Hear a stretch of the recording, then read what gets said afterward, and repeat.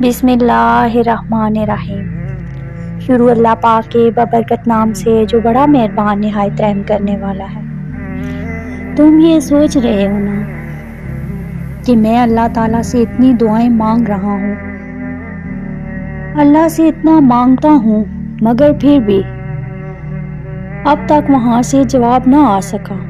میں بالکل جانتی ہوں کہ تمہیں ایسے ہی خیالات آ رہے ہوں گے، تو یاد رکھو، جس طرح تم اپنی زندگی کے ایک ایک معاملے کا حساب رکھتے ہو، اللہ بھی اپنے بندوں کے ایک ایک سجدے کا، اس کی ایک ایک دعا کا حساب رکھتا ہے۔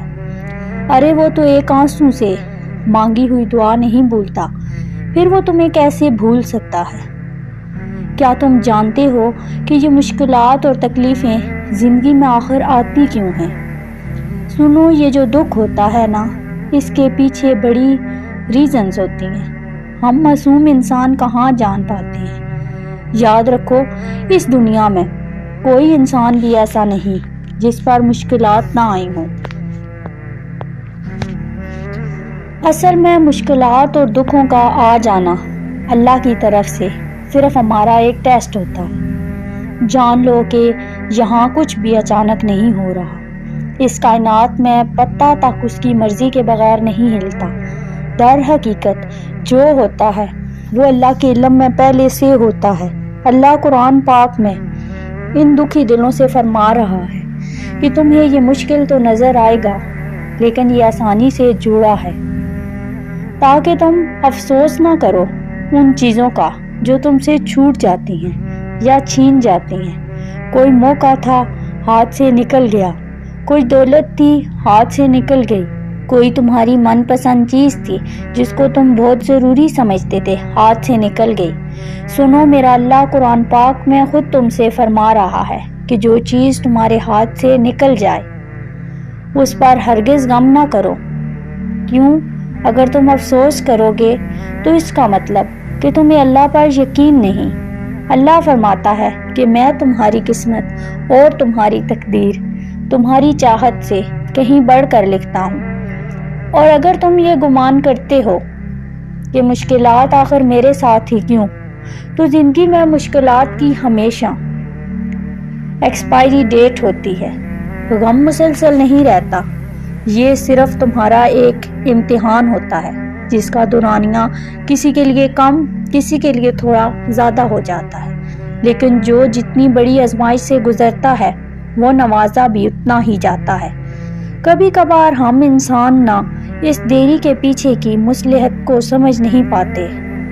جان لو کہ اللہ کبھی بھی تمہارا نقصان نہیں کرتا۔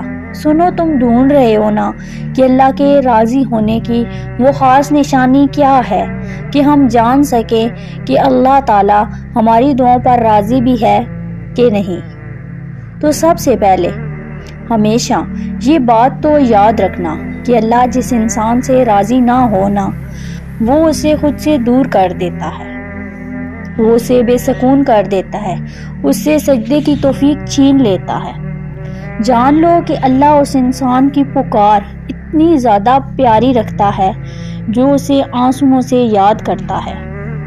تمہیں پتہ ہے، اللہ ایسے انسان کی پکار پر فوری کن کر دیتا ہے جو دکھوں میں اس کا شدت سے طلبگار رہتا ہے اور اس کی رحمت کا صبر سے انتظار کر رہا ہوتا ہے۔ نبی کریم صلی اللہ علیہ وآلہ وسلم نے فرمایا، جب بندہ کہتا ہے یا رب، تو اللہ فرماتا ہے لبیک، مانگ تجھے عطا کیا جائے گا۔ تم جانتے ہو، تہجد میں آنسوؤں سے کیا گیا وہ ایک سجدہ بہت جلد رب سے کن کی خوشخبری لے آتا ہے۔ اللہ کی تمہاری دعاؤں پر راضی ہو جانے کی ایک نشانی یہ بھی ہے کہ تمہیں عبادتوں میں بڑا سکون آنے لگتا ہے۔ سنو، تم ایک بات اپنے پاس آج لکھ لو تاکہ تم کبھی بھول نہ پاؤ کہ زندگی میں انسان پر جو بھی مشکل آتی ہے نا، وہ اللہ کی طرف سے صرف ایک آزمائش کے طور پر آتی ہے، جس میں اللہ اپنے پیارے بندوں کا صبر، یقین کا ایک امتحان لیتا ہے۔ یہ کام مشکل ہے، اکثر لوگ پینک کر جاتے ہیں، پریشان ہو جاتے ہیں، لیکن یہ بات جان لو کہ اس امتحان کو جتنے اچھے سے پاس کرو گے اتنے ہی انعامات سے نوازے جاؤ گے۔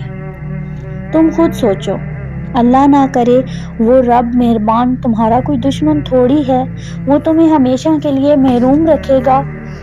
اگر اس نے تمہیں آزمائش کے لیے چنا ہے تو یہ سوچو کہ اس دکھ نے تمہیں اللہ کے کتنے قریب کر دیا ہے۔ تم جانتے ہو کہ اللہ کی قربت کی ایک خاص نشانی یہ بھی ہے، جو صرف تمہیں دنیا ہی نہیں نوازتی بلکہ آخرت بھی سنور جاتی ہے۔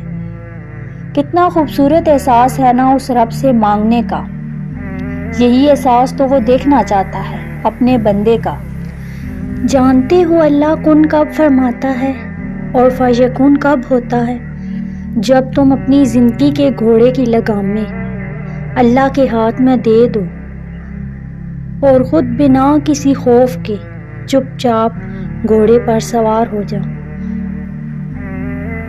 تم نے اللہ کو بتا دیا نا کہ کہاں جانا چاہتے ہو، تو بس تمہیں وہاں کیسے پہنچنا ہے یہ سوچنا اب تمہارا مسئلہ نہیں۔ پریشان مت ہونا، وہ جانتا ہے کب کیا کرنا ہے، کیسے کرنا ہے۔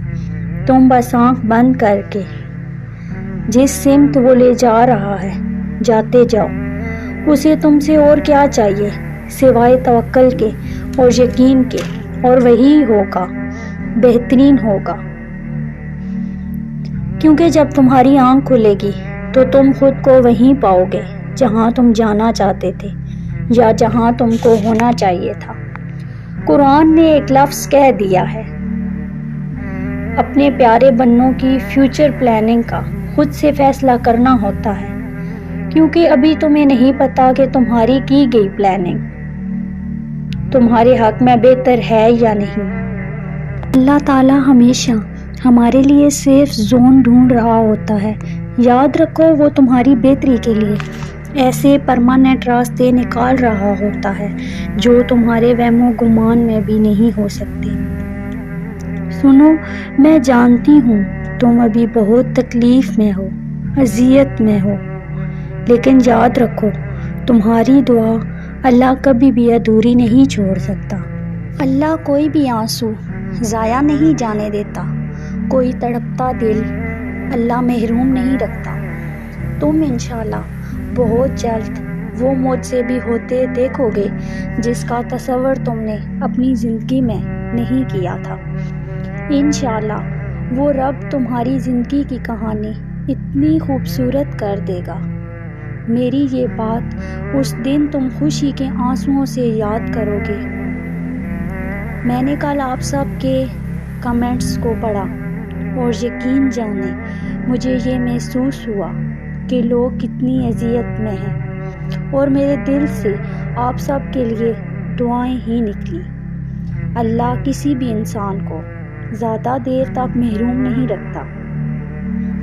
میں آپ سب کے لیے دل سے دعا گو ہوں کہ وہ تمام لوگ جو شدت سے کسی کو مانگ رہے ہیں، اسے اپنی زندگی بنانا چاہتے ہیں، اور وہ تمام لوگ جو اپنے حالات کی وجہ سے پریشان ہیں، اور وہ تمام لوگ جو اولاد کے خواہش مند ہیں، اور وہ لوگ جو رزق کی تنگی میں مبتلا ہیں، اور وہ جو کسی بیماری میں مبتلا ہیں، اللہ ان تمام لوگوں کی زندگی سے ان تمام رکاوٹوں اور پریشانیوں کو ختم کر دے۔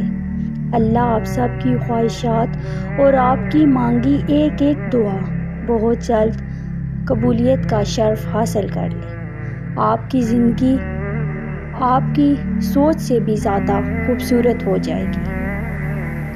ناظرین، میری اس ویڈیو سے آپ کو کچھ بھی سیکھنے کو ملا ہو یا کچھ اچھا لگا ہو تو آپ کمنٹ باکس میں اپنی رائے کا اظہار ضرور کیجیے گا۔ ویڈیو اچھی لگی ہو تو صدقہ جاریہ سمجھ کر اپنے پیاروں تک شیئر ضرور کیجیے گا۔ جزاک اللہ خیرا کثیرا۔